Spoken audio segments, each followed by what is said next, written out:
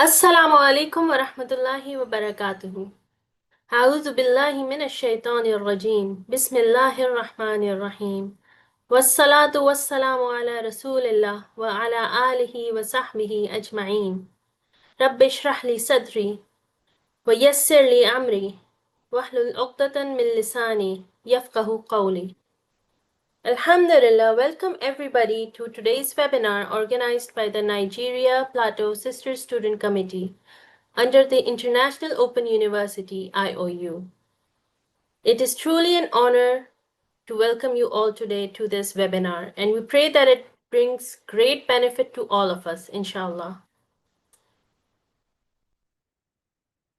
For those who may be new, the International Open University is dedicated to making Islamic and academic education accessible globally.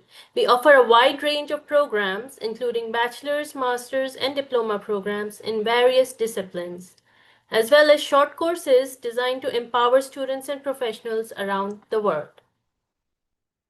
Now it is my honor to introduce to you Sister Maryam Ali Jamila, the chairperson of the Nigeria Plateau Sister Student Committee. Sister Maryam, the floor is yours. Assalamu alaikum wa rahmatullah. Thank you very much, Sister Maha, for the brief introduction about IOU. We thank you very much for supporting us all this while. So this is our third webinar for this month's awareness campaign for IOU. And today we bring you another speaker from Plateau State, and her name is Dr. Shafa'atu Sulaiman. Dr. Shafa'atu Sulaiman is a medical doctor and endocrinologist, a specialist in endocrinology. Her clinical and research interests focus on diabetes, obesity, and preventive endocrinology. She's also the founder of Salad Bowl by Good Eats, which is a nutrition-based food enterprise that bridges knowledge, medical knowledge with practical healthy living. She is passionate about integrating Islamic teachings with modern health promotion. She's happily married with children. So, Sister Shafatu, we welcome you to give us this presentation today, which is modern day diseases in Islamic world, obesity, hypertension, and diabetes. Sister Shafatu, you have the floor. You are welcome. Assalamu alaikum wa rahmatullahi ta'ala wa barakatuh. Thank you for having me today. I hope I'm quite audible. I'll be sharing my screen shortly. Yes, thank you, Sister Shafatu. We can hear you very clear. Okay.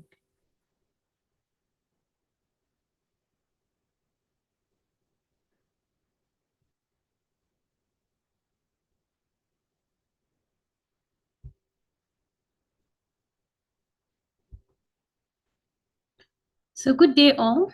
I'm honored to be here. And the topic of discuss today is modern day diseases and the Islamic world, obesity, hypertension, and diabetes. My name again is Dr. Shafa'atu Sulaiman. My specialty is endocrinology and metabolism from the Jos University Teaching Hospital. So by way of introduction, non-communicable diseases are on a rise globally. And this is a huge shift from what it used to be in the 18th century and the 19th century, where communicable diseases was quite rampant, like tuberculosis. But now non-communicable diseases are fast taking the forefront. Obesity, hypertension, diabetes are leading cause of morbidity and mortality worldwide. And these conditions are quite prevalent in many Muslim majority countries. What's the global picture like? WHO, that's the World Health Organization, estimates that more than 2.5 billion adults are overweight. And we have more than 890 million people who are obese. Remember that the world population is currently estimated around 8 billion. And this shows you the burden of obesity and overweight. Hypertension estimated to be about 1.3 billion adults globally. And for diabetes, a little less, about 540 million adults worldwide. The estimate was done by the International Diabetes Federation as at 2021. And the projection is that by 2030, these numbers will almost triple, particularly in this part of the world, Middle East, Africa, and South Asia. And we know that this part of the world is where we have the huge population of Muslims. So what's the situation in the Islamic countries? The Gulf states like Saudi Arabia, Kuwait, Qatar have some of the highest numbers for obesity and diabetes.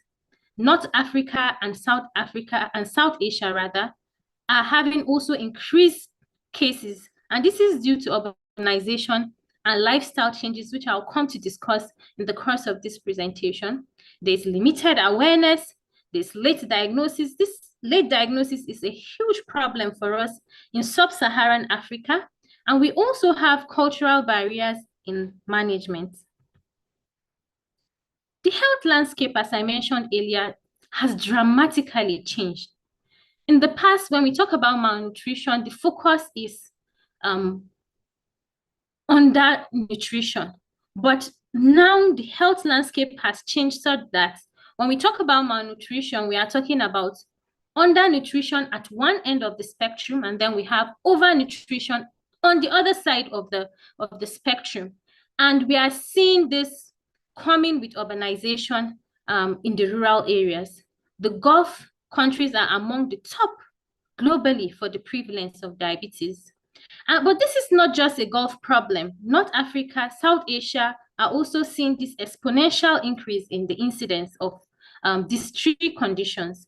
And this is just not about health, it's an economic time bomb, because with these morbidities, these illnesses, the burden on the health sector becomes enormous.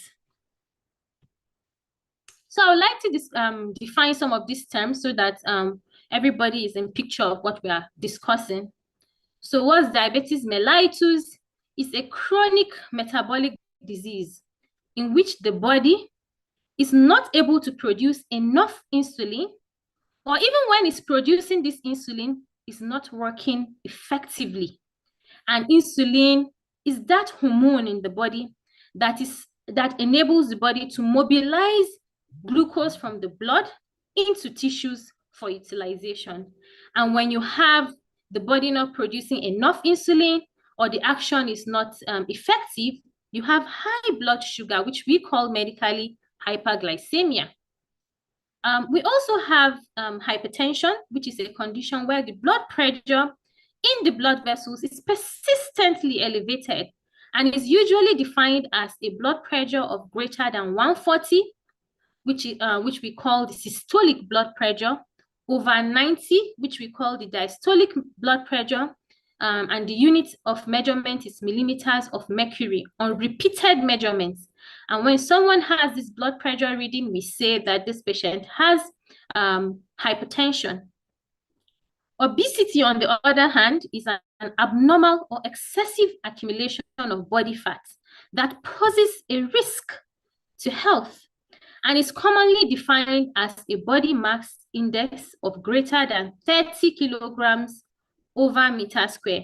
And this means that when we want to define whether this person is obese, we will measure the weight in kilograms, and we will measure the height of this person in meter, and we do our calculation and we come up with the body mass index. What's sedentary lifestyle? It is a way of living with little or minimal activity, and it's characterized by long periods of sitting or inactivity, which increases the risk for chronic diseases like diabetes, hypertension, and obesity. So what are the risk factors for us in the Muslim society? Again, rapid urbanization and sedentary lifestyle. Manual labor, mundane and repetitive tasks, movement have been replaced by cars, by machinery, and even by AI. And this globalization and urbanization has also made processed food cheap and readily available, even in some of the rural areas. Traditional meals are quite and quickly be replaced by this processed food. There's high consumption of sugary drinks in form of sodas. Furthermore, these foods that are culturally important, even for foods that we used to know that are culturally important, like sweets during Eid and dates during Ramadan, used to be consumed in moderation, but now people consume these things in large quantities alongside an already sugar-heavy diet. Of course, we won't rule out the role of genetic predisposition in some people to develop these conditions. So why do we keep talking about these three conditions? Why don't we talk about others alongside this? We talk about these three conditions, obesity, hypertension, and diabetes, because they are quite closely related. One leads to the other, and then to the other, and then the cycle just keeps repeating itself. Obesity can lead to hypertension, obesity can lead to diabetes, diabetes can lead to hypertension, and it just goes on and on and on. So how does this happen? Remember, I talked about how when you don't have enough insulin or it's not effective, you have diabetes. When someone is obese, the insulin is not effective in the tissue. So obesity puts the body at risk of insulin resistance, and then diabetes ensues. Obesity also causes an increase in blood volume by causing fluid retention, and then you have low-grade inflammation occurring within the blood vessels, and this leads to hypertension. Diabetes, on the other hand, because of the elevated blood glucose in the bloodstream, which is toxic to the blood vessels. So damage to these blood vessels predisposes the person to hypertension. Hypertension, again, as I mentioned earlier, causes an increase in blood volume. Albeit, despite this increase, there's less delivery to the tissues that require insulin and glucose, and then diabetes ensues. Both hypertension and diabetes are major risk factors for heart attack, for kidney failure, for stroke. Now I'll talk on the Islamic perspective on health. In Islam, the human body is not just a mere property by being alive. It is a sacred trust given to us from Allah. A Muslim is obligated to care for this trust in the best way possible. And this foundational belief elevates health from just your personal preference of wanting to be healthy, but to an act of worship. And the Prophet, sallallahu alaihi wasallam, has said that our bodies have rights over us. And this means that maintaining good health is a right that the body holds over its owner. And neglecting it is a form of violating the trust that has been placed on us. The Quran and Hadith has also emphasized on moderation, both in eating and in drinking. The Hadith also has emphasized the importance of physical activity, which I'll come to discuss along the line, how this is important in these three conditions we are discussing today. The Hadith also and Quran has also shown us the prohibition of some of these harmful substances like alcohol, hard drugs, and smoking. So what's the role of dietary modification in diabetes, obesity, and hypertension? We have what we call the DASH recommendation. DASH stands for Dietary Approach to Stop Hypertension. And this approach is recommended for people who have hypertension, or even for people who want to lead a healthy lifestyle. So the diet is to eat more fruits, more vegetables, take whole grains, legumes, low-fat diet, and lean protein. The diet also recommends to take less than 2 grams per day of salt, which is around 2 teaspoons. Also less red meat, less sweet and fatty food. And overall, this diet aims to lower the blood pressure, particularly the systolic blood pressure, as I explained earlier, improve weight control, and also prevent complication. We also have what we call the diabetic plate, which we can see on the screen. The diabetic plate is 50% of vegetables, 25% of carbohydrates, and 25% of protein. So we can see the emphasis is on vegetables. So what's the Islamic perspective on dietary modification? The primary role is to avoid excess. And the Quran has explicitly commanded moderation. And in this verse, it says, "O children of Adam, take your adornment at every masjid and eat and drink, but do not be excessive. Indeed, he likes not those who commit in excess." And the Prophet ﷺ has also emphasized this by defining what is the ideal portion of food a Muslim should eat. And this hadith, he says, the son of Adam fills no vessel worse than his stomach. Sufficient for the son of Adam is a few muscles just to keep his back straight. But if he must fill it, then 1/3 should be for food, 1/3 for his drink, and 1/3 for his breath. And also, before we start eating, we must start with Bismillah. This brings mindfulness to the act of eating, and not just eating to your heart's desire, but it brings mindfulness to the act of eating. And this advice directly aligns with modern day nutritional science for preventing obesity, diabetes, and hypertension.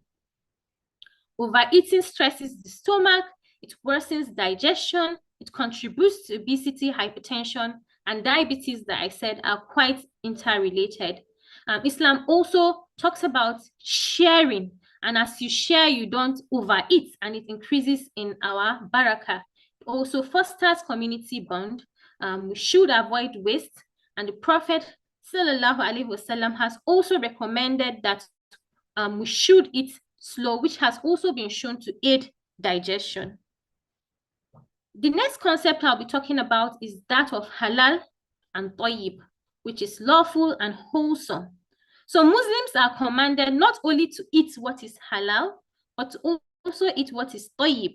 And tayyib here is referring to provisions of food that are pure, clean, wholesome, and healthy. And this verse from Surah Al-Mu'minun here enjoins us to eat that which is halal and tayyib. And the verse goes, Ya ayyuhar rasul kulu min at-tayyibati wa'malu salihan inni bima ta'maluna alim. O messengers, eat from the good and pure things and do righteous deeds. Indeed, I am knowing of what you do. At-tayyibat here is referring to the pure and wholesome food. And this also encourages a conscious choice towards what is nutritious, what is ethically sourced over harmful foods. The prohibition also of intoxicants like alcohol is clear and absolute. It is prohibited in Islam.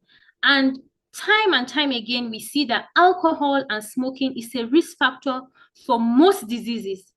And most importantly, obesity, hypertension, and diabetes. So this is one of the greatest protections that we as Muslims have for our physical and mental health against myriad of diseases. So the next thing I'll be talking about is the role of exercise in the management of diabetes, obesity, and hypertension.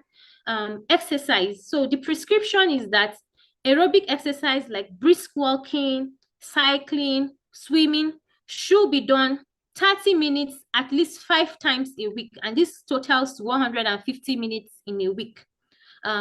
Resistance training, also 2 to 3 sessions per week. And by resistance training, we mean exercise like weightlifting, squats, and push-up. Also flexibility and balance exercise, especially for the older community. So exercise like stretching also helps in overall health. So for obesity, what exercise does is it helps to burn fat. It helps to maintain weight loss. For hypertension, it improves the blood pressure control, and it improves the overall cardiovascular health. For diabetes, it improves the blood glucose control. It also reduces the risk of developing complications like stroke.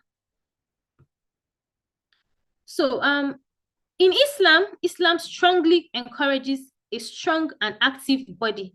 And the Prophet himself, sallallahu alaihi wasallam, has been described as someone of physical strength, robust, with good strength in walking, wrestling, and marching. And he has also enjoined us in various hadiths. And this hadith here says, the strong believer is better and more beloved to Allah than the weak believer, while in both there is good. This isn't just spiritual strength that is being referred here. Scholars have explained that it also includes physical fitness that enables a Muslim to be fit for worship, to work, defend, and serve others. Sports is also encouraged, like swimming, archery, horseback riding, and running. The Prophet has also many times enjoined us to walk, and especially to the mosques, and with each step we get a reward. So the underlying principle is that physical activity should serve as a purpose to make the body strong enough to worship Allah and to serve the Muslim community. So the next thing I'll be talking about is the health-seeking behavior. If anyone has this condition, then we must trust Allah, and we should also seek treatment and use the available treatment that is that Allah has made available to us. And the Prophet, peace be upon him, has said, "O servant of Allah, seek treatment, for Allah does not create a disease without creating a cure for it." So this includes both modern medicine, prophetic medicine, supplications in the form of dua and Quranic recitation. Treatment adherence, when someone is also commenced on this treatment, he must adhere. And the Prophet had once said to Abdullah ibn when he was overdoing worship at night and fasting, where he said, your body has a right over you, your eyes have a right over you, your wife has a right over you, and your guest also has a right over you. So we can see here that adherence to treatment is respecting the right of the body, and the body must be cared for through exercise or rest when needed, must be cared for through the food we choose, the treatment we adhere to, and not neglecting its need. And overburdening it with excess or ignoring its health is against the teaching of Islam. So these are the challenges we face in the Islamic world. And for some of us also in the health practice, we tend to see this quite often. Number one is the misconception that illness is purely qadr, that is purely destiny, and it's not preventable. In as much as belief in destiny is part of an article of faith for the Muslim, but also seeking for treatment or making choices that prevent one from developing a disease is the right of the body over someone. So this is a misconception we tend to see when people have some disease condition. They just resign to their fate and hang on to the fact that it is destiny, or where you can be able to do actions that will prevent you from developing a disease. We just recoil and believe that whatever happens is destiny. That's a misconception. Another challenge we face is some of our festive, important celebrations like Eid and Ramadan has, especially in the last decade, been associated with overeating, which is not the idea behind Ramadan, which is supposed to be a time where a Muslim learns to refrain from eating and should learn to share. But then these days, we tend to see people overeating during this period. There's still limited structured health education in religious spaces, even though there's still change, but then it's still limited to match up to the needs of the Muslim Ummah. So the opportunities for health promotion start from the masjid and Islamic centers, where they provide platform for awareness, just as we are having here. The use of Islamic teachings, which I have tried to do to encourage moderation and healthy habits, integration of faith-based approaches in public health, collaboration between health professionals and religious scholars. So prevention starts at home. families, Muslim families, have the power to change their food environments. And it's not just about depriving yourself, but making smart choices. For instance, the salt we talked about in hypertension, you can favor herbs and spices over salt, choosing to grill our food over using lots of fats to fry them, controlling our portions just the way the Prophet has told us to divide our meal into three, 1/3 for the food, 1/3 for water, and 1/3 for air. So the goal is to make healthy choices that are easy and default choice for everyone in the Muslim family. Again, public health campaigns nationwide should be tailored to our cultural needs and hidden healthy eating practices. Sugar and fat tax. So fiscal policies in many countries to implement tax on sugary or unhealthy foods. This will help discourage people from consuming this type of food. Labeling food appropriately such that all packaged food are labeled with their sugar content, their fat content, their carb content, so that people are able to make informed choices when they pick up this packaged food. Also, urban planning, this will also help, particularly on the aspect of physical activity.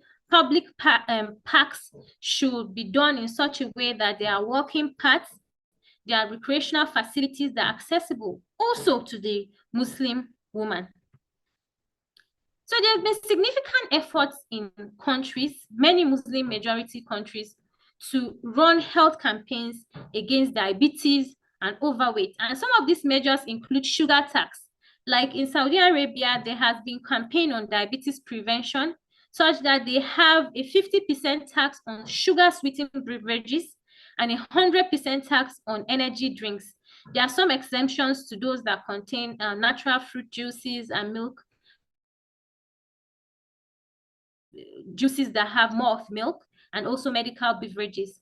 In the UAE, they are moving from flat rate tax on sugar or sweetened beverages, and by 2026, they are moving from flat rate tax to higher tax depending on the sugar content of the drink. So the higher the sugar content, the higher the tax. And this is intended to just make manufacturers reformulate their drinks to lower sugar content. In Malaysia, also, the government has put some initiative to encourage eateries to offer sugar-free or low-sugar drinks by giving small discounts. The aim is to shift the behavior in the consumption of the populace. It was introduced in July 2019, targeting especially ready-to-drink sugary drinks like carbonated drinks. And in Nigeria also, there's been growing diabetes awareness program, especially with Diabetes Association of Nigeria, where awareness programs have been linked with religious and community leaders every year. So in conclusion, obesity and hypertension, as well as diabetes, are rising threats in the Islamic world, and the root causes are nothing but our lifestyle changes, our diet choices, urbanization that is happening quite rapidly, our low preventive practices. So Islam provides for us a strong foundation for moderation, preventing excess, also provides a foundation for us in terms of prevention and self-care. And the call is for faith-based, culturally sensitive health promotion. These are some of my references. Thank you for listening. And I'll open the floor for questions. Thank you very much. So thank you very much, Dr. Shafa, for this wonderful presentation. This is quite revealing that we are getting to hear all these things, and these are things that we do all the time. We are actually culprits, but we've learned so much from this presentation, and we will start the change from ourselves so that we start imbibing some healthy form of living, from the food we make in our houses to the one we make during festive periods. Thank you very much for this presentation. So, Sister Maha, I don't know whether there's any comments or question from the people online. I have a few questions that I can ask, inshallah. that we've collected for Dr. Shafa. Okay. Let me just get to them, inshallah. Give me a minute.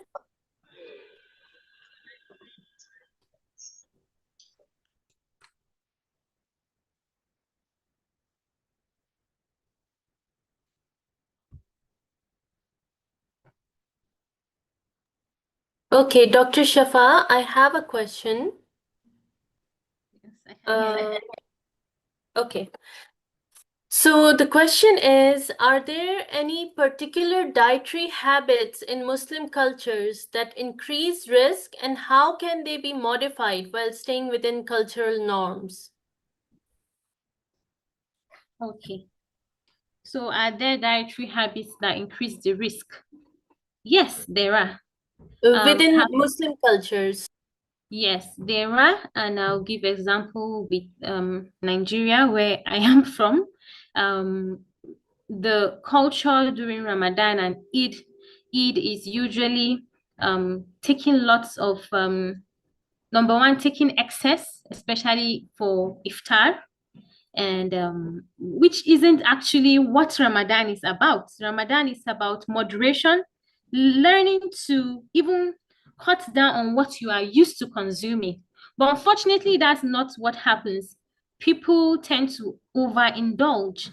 So this is one cultural practice that puts people at risk of obesity, diabetes, and hypertension. Another one is things like dates. Dates are quite cultural, especially for many parts of Middle East. But it's quite unfortunate that the type of dates we tend to have over in the stores these days are laden with fructose syrup. It's not the traditional dates that we used to know. We have so much of over-processed dates on the stores. And so we can see that there is a shift from what we used to know. So consuming dates that are already quite sweet, and then imagine having added sugars on it. So this is another practice.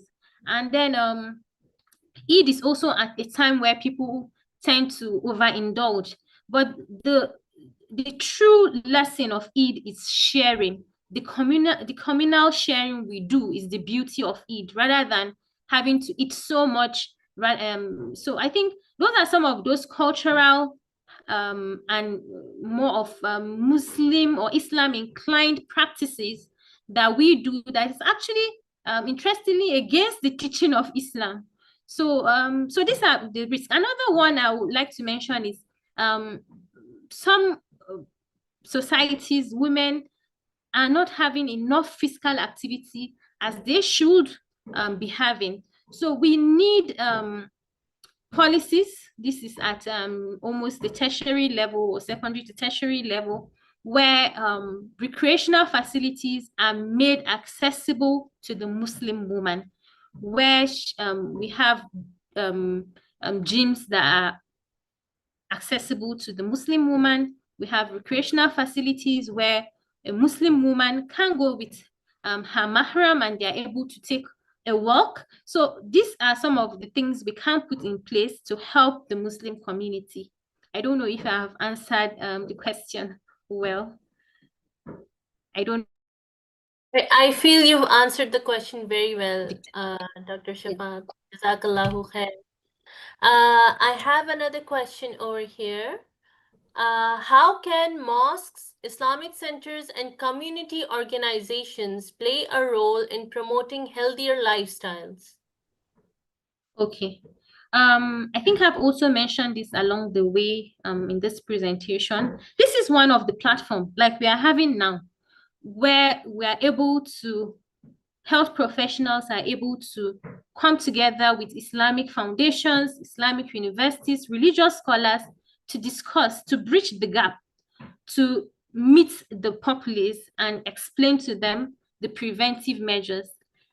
Here in Nigeria, we have had the opportunities to go on World Diabetes Day, World Hypertension Day, to meet the community. We have outreaches that are actually organized by the religious bodies that invite us to come and talk to the community. Sometimes also we as healthcare providers also organize these outreaches. We go to the mosque and we talk about this. We go to radio stations where we know that there are a lot of Muslim listeners. So these are platforms where we can be able to reach the community.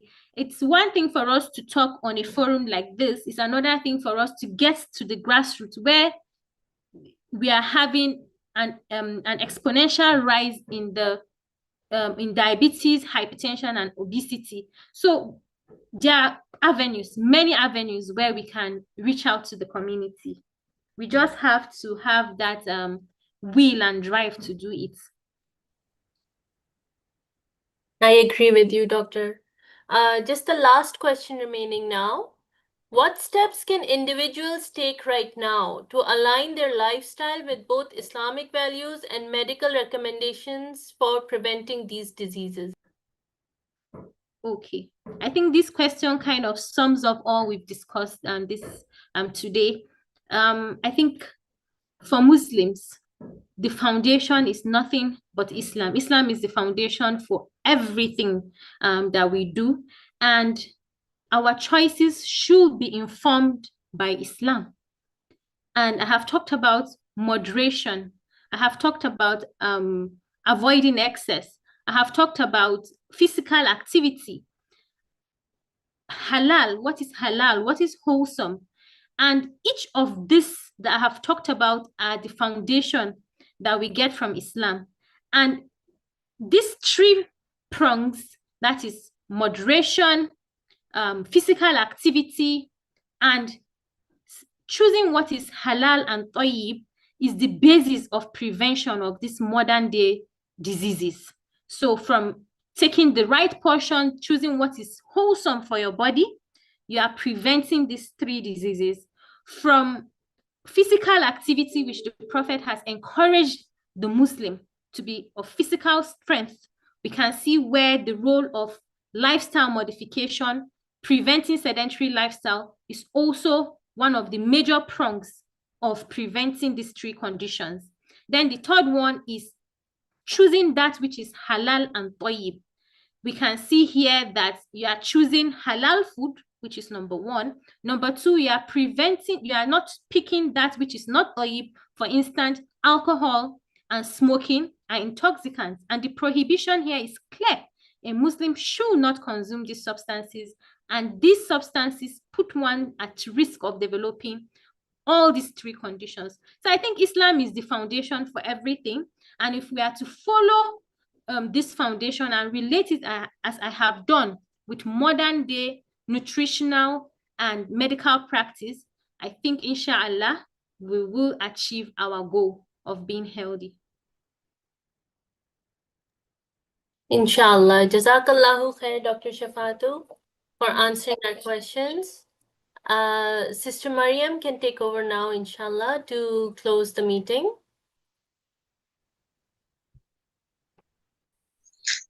Thank you very much, Sister Shafatu, for honoring our invitation and giving us this wonderful presentation. We really appreciate and we are happy with what you have done. And we hope when we call you another time, you'll still be happy to honor our invitation. Thank you very much.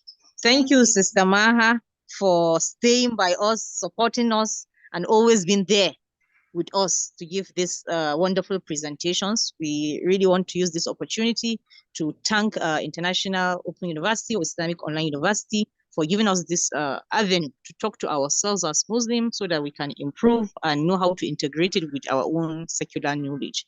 So we thank everybody for attending this seminar. I think this is our own last program for this awareness month. And then we hope, inshallah, next year we'll even do better and have better activities. Thank you very much. Sister Maha, am I the one to say the closing prayer or you will say it? You can go ahead, Sister. Jazakallahu khair. Okay. سبحان ربك رب العزة عما يصفون وسلام على المرسلين والحمد لله رب العالمين. Amin. Thank you so much. Thank you. Thank you.